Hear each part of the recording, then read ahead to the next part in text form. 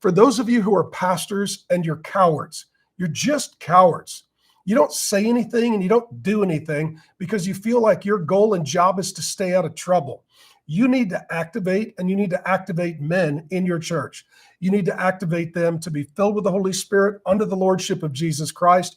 You need to activate them to push back against government seeking to overreach and indoctrinate and sexualize and mutilate and seize custodial ownership of children.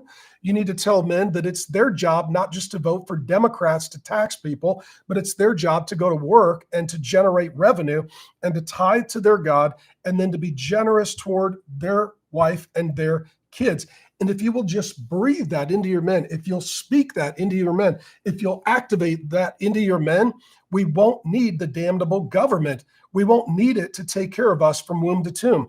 We won't need it to feed women and children, because men will take their rightful place in society and they will act like men, exercising dominion, being tough to protect their family, being tender to provide for their family.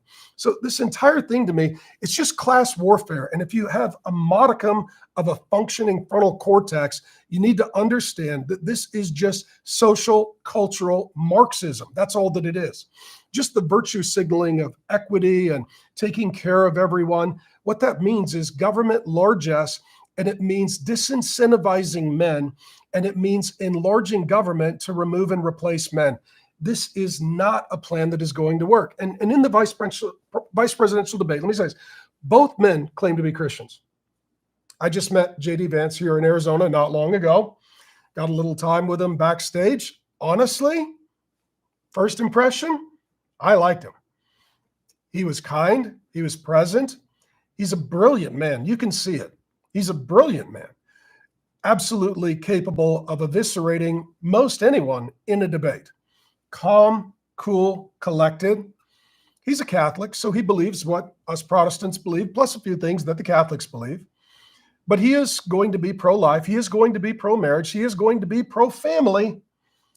And the other man claims to be a Christian. He's already demonstrated theological ineptitude and apostasy. Again, just the thought. Here's another word that Jesus said. Not only did he quote Jesus, here's another quote from Jesus. If you do harm to a child, it would be better for you to have a millstone tied around your neck and thrown into the sea than what Jesus has planned for you. So you just need to quote the right verses. And Jesus also talks about marriage between a man and a woman. He does. Jesus also talks about the sexual perversion and destruction of Sodom and Gomorrah. And so Jesus talks about things that even the red letter, woke, apostate, progressive, pseudo freaking Christians that selectively quote the scriptures, they don't even believe all the red letters, because Jesus is pro-binary gender, pro-heterosexual marriage, pro-life, pro-child, and was executed, hear me in this, by the government, because the government is always against Jesus Christ.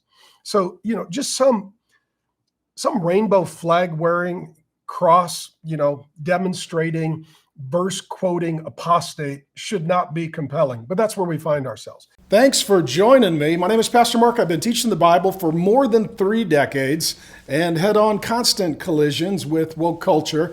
And I would love to get you more Bible teaching. 2 things you can do. Go ahead and watch the sermon in total and also subscribe to the channel. And I'll just keep sending you Bible teaching and we'll have a lot more fun together.